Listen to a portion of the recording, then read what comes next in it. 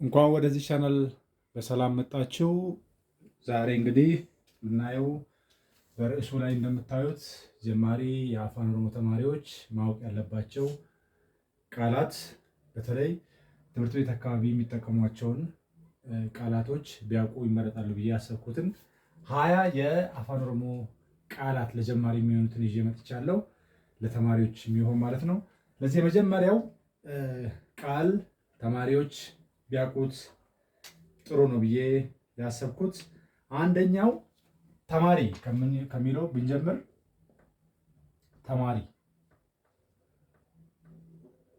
ተማሪ በአፋን ኦሮሞ ምን ተብሎ ይጠራል? በአፋን ኦሮሞ በረታ በረታ። ተማሪ ማለት በአፋን ኦሮሞ በረታ ማለት ነው። ባለፈው እንዴት ነው አፋን ኦሮሞውን መጻፍ የሚቻለው የሚል አንድ ቪዲዮ ሰርቼ ነበረ። እሱን ከአማርኛ ሆሄያት ጋር በማገናኘት መጻፍ መለማመድ ይቻላል። እዛ ቪዲዮ ላይ ማየት ይቻላል ማለት ነው። ስለዚህ አንድ መምህር ወደ ክፍል ሲገባ ከሚጠቀማቸው ቃላቶች መካከል በረታ የሚለው አለ። ለምሳሌ ሰላምታ ለመጠየቅ እንደምን ዋላችሁ ተማሪዎች አከሞልተን በርቶታ ብሎ ነው ክፍሉን የሚጀምረው እና ለዚህ ይህንን ቃል ማወቅ ያስፈልጋል ማለት ነው። እዚህ ጋር የረዘመው ለምንድን ነው? እዚህ ጋር ተሳውን በረታ፣ እዚህ ጋር ባለፈው እንደተለማመድ ነው በረታ። ሁለተኛው መምህር በአፋን ኦሮሞ ምን ይባላል? መምህር በአፋን ኦሮሞ የሚባለው በርሲሳ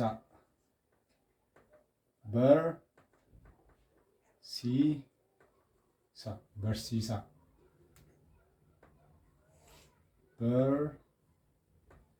እቺ ሳድሳቱን ሳድሷ ናት። ሲሳ ይሄ ይረዝማል ማለት ነው። ሰሳን ሳ በርሲሳ። ሶስተኛው ለተማሪዎች ይጠቅማል ብዬ ይዤ የመጣሁት ቃል ምንድን ነው? መጽሐፍ በአፋን ኦሮሞ እንዴት ነው የሚጠራው? መጽሐፍ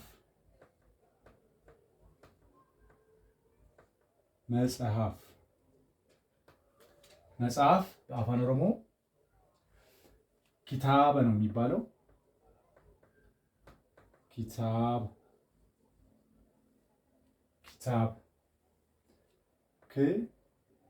ጂም አጥራ የምትጻፈው ናት። ታ ይሄ ረጅማል። በጨጭሯ ናት ኪታብ። አራተኛው ትምህርት ቤት በአፋን ኦሮሞ ምን ይባላል? ትምህርት ቤት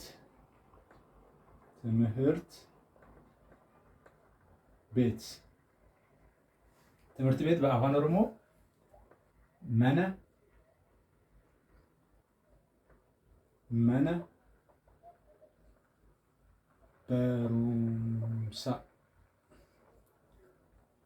በሩምሳ ነው የሚባለው። አምስተኛ መማሪያ ክፍል በአፋን ኦሮሞ እንዴት ነው የሚጠራው? መማሪያ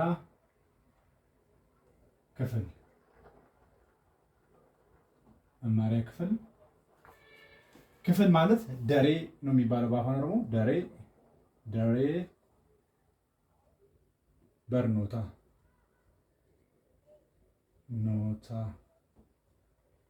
እንዴት ይጻፋል የሚለውን ነገር እናንተ መለማመድ ይቻላል።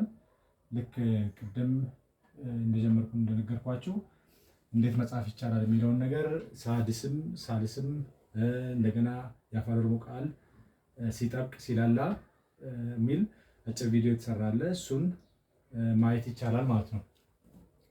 ስድስተኛው ቤተ መጽሐፍ በአፋን ኦሮሞ ምን ይባላል? ቤተ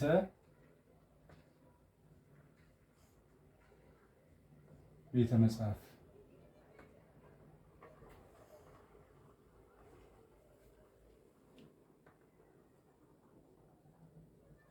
መነ ኪታባ። ኪታበ ማለት መጽሐፍ ማለት ነው። ቅድም እንዳየነው እዚህ ጋር መነ ኪታባ እዚህ ጋር ይረዝማል። ኪታበ ሳይሆን መነ ኪታባ ቤተ መጽሐፍ። ሰባተኛ ትምህርት ቤት ውስጥ ከሚከናወኑት ነገሮች መካከል አንደኛው ጠዋት ተማሪዎች ወደ ትምህርት ቤት ሲገቡ ሰልፍ መሰለፍ ነው። ሰልፍ ምን ይባላል? ሰልፍ ሰልፍ በአፋን ኦሮሞ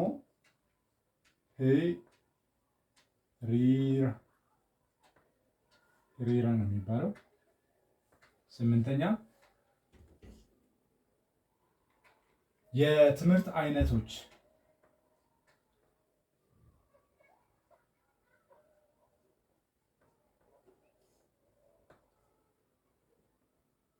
ወይም የትምህርት አይነት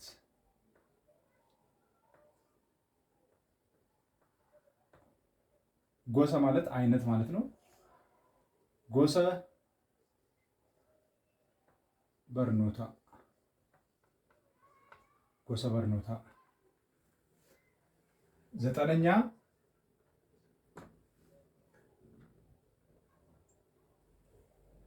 ተማሪዎች ትምህርት ቤት ሲመጡ እንግዲህ አንዱ ከሚያሳዩት ይሄ እንኳን ቃሉን እንዲያውቁት ነው እንጂ እንዲያደርጉት የሚበረታታ ነገር አይደለም።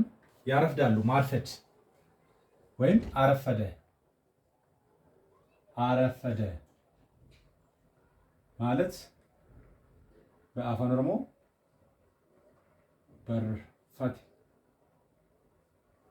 በርፈት። አስረኛ ብዬ ይዤላችሁ የመጣሁት ኳስ። የተለያዩ የኳስ አይነቶች አሉ በትምህርት ቤት ውስጥ። ኳስ ምንድን ነው የሚባለው በአፋን ኦሮሞ? ኳስ ኩባ ነው የሚባለው። ኩባ።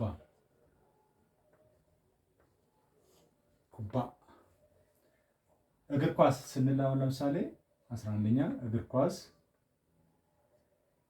እግር ማለት ሚለ ነው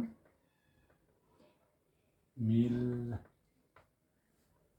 ስለዚህ እግር ኳስ ስንል ኩባ ሚላ ነው የሚሆነው ማለት ነው። ኩባ ሚላ ብለን ቃላቶችን መመስረት ይቻላል።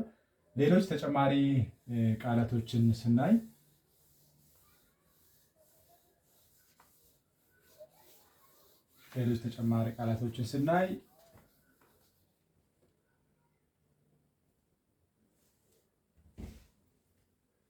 ትምህርት ቤት ውስጥ ካሉት ነገሮች ያው ሰርቪስ የሚሰጥበት ኤሪያ ስለሆነ ተማሪዎች ወደ ሽንት ቤት መሄድ ይፈልጋሉ። የዛኔ ሽንት ቤት ብሎ ለመጥራት እንዴት ነው የሚጠሩት የሚለውን ነገር እንየው። ሽንት ቤት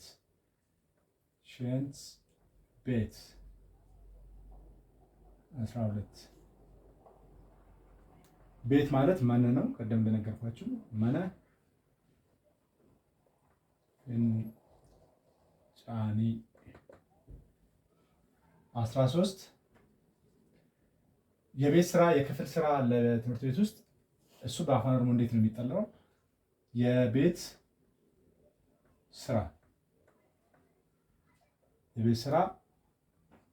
ስራ ማለት ሆጂ ነው የሚባለው በአፋን ኦሮሞ። ሆጂ መና። ቤት ደግሞ መነ እንደሚባል ነገር ያቸዋለሁ። ሆጂ መና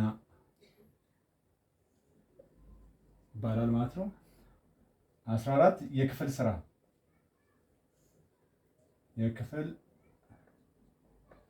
ስራ ክፍል ቅድም ነግሬያቸዋለሁ ደሬ እንደሚባል ማለት ነው። ስለዚህ ሆጂ ደሬ 15ኛ ተማሪዎች ይህንን የሰሩትን የቤት ስራ የሚሆን የክፍል ስራ ያሳርማሉ። ማሳረም በአፋን ኦሮሞ ሶረርሲሱ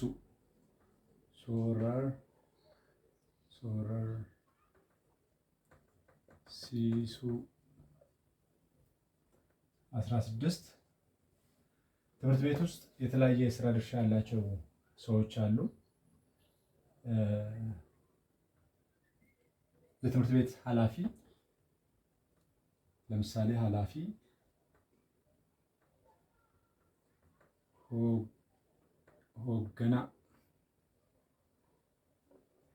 ሆገና መምሳ ይባላል። የትምህርት ቤት ኃላፊ ማለት ነው። ለምሳሌ ጽዳት አለ። ጽዳት ቁልቁሌስቱ፣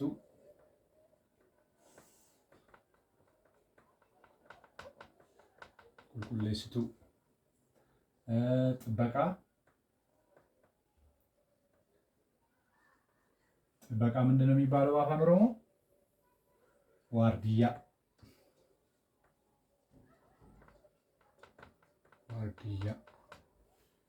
ዋርድያ ይባላል ማለት ነው። 19ኛ ክፍል ውስጥ የምንጠቀማቸው የተለያዩ ቁሳቁሶች አሉ። ለምሳሌ ጥቁር ሰሌዳ በአፋን ኦሮሞ ገበቴ፣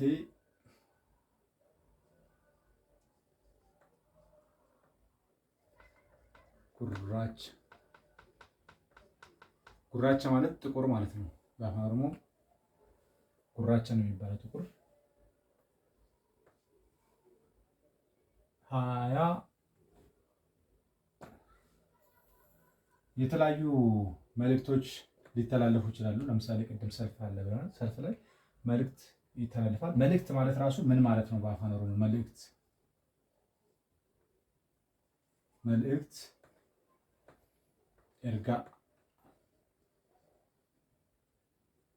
ኤርጋ ይባላል ማለት ነው። ልጆች ትምህርት ቤት እያሉ ሊታመሙ ይችላሉ። ስለዚህ ፍቃድ ይጠይቃሉ። ፍቃድ ማለት ምን ይባላል በአፋን ኦሮሞ? ፍቃድ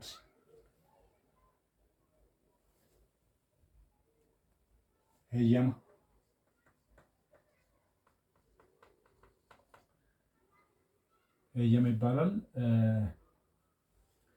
ተማሪ እንግዲህ የተለያየ አይነት ይኖራል። ለምሳሌ ጎበዝ ተማሪ ይባላል። ጎበዝ ተማሪ በአፋን ኦሮሞ ምንድን ነው የሚባለው? ተማሪ ማለት በረታ ብያቸዋለሁ ቅድም። በረታ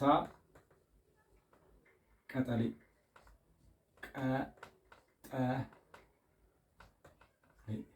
ጎበዝ ተማሪ የሚለው ይሄን ነው። እንግዲህ አፋን ኦሮሞ ቃላትን በየፈርጁ